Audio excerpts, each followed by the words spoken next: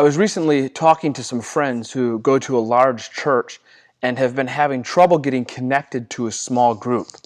They had been part of a group they really enjoyed, but eventually the group grew to a certain size, at which point, as they put it, they were voluntold they had to leave the group to help start a new group. Now, there are a lot of churches that operate this way. They've got very set structures that they use, and all of their groups are structured the very same, and that works for them very well. But it doesn't always work for every church, and sometimes when there's too much structure, individuals can get lost. Now, there's a second danger. Sometimes churches overreact to too much structure and create small groups with too little structures. It's almost as if anything goes.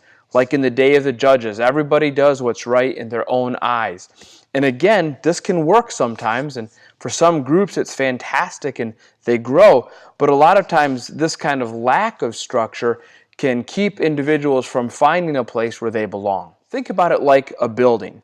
And the structure for our small groups is going to be a 3-pillar structure. So there's 3 pillars upon which the group is built. The 3 pillars are growth, care, and mission.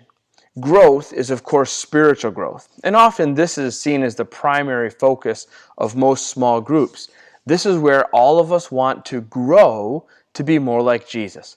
We want to keep progressing on our journey towards Christ-likeness. And as members of the group are opening themselves to God's Word and opening themselves to the work of God's Spirit, then they will begin to exhibit the fruit of the Spirit. They'll begin to change. You see, if we're in a small group for any period of time, we ought to change. If you're in a small group with other people and you're together for a long time and no one seems to be changing, you need to look at whether or not you're focused enough on growth, because that's the first pillar of small groups. The second pillar is care. We want to make sure that every person in the group has their needs met. As much as the group is possible, we ought to be meeting each other's needs. Our emotional needs, our spiritual needs, our physical needs, our relational needs. We've all been given different gifts and we all have different resources. And so when we come together as a group and combine those gifts and those resources, we can almost always meet the needs of those around us.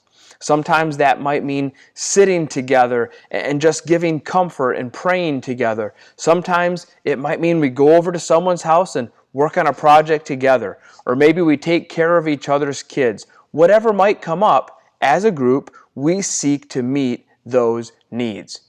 You see, the larger a church is, the more difficult it is for them to meet the needs of all the individuals.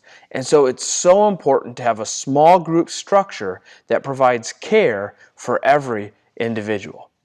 The third pillar of a successful small group structure is mission. There's a temptation for small groups to become inwardly focused, to always think the group is about us and we meet for our own good and our own benefit.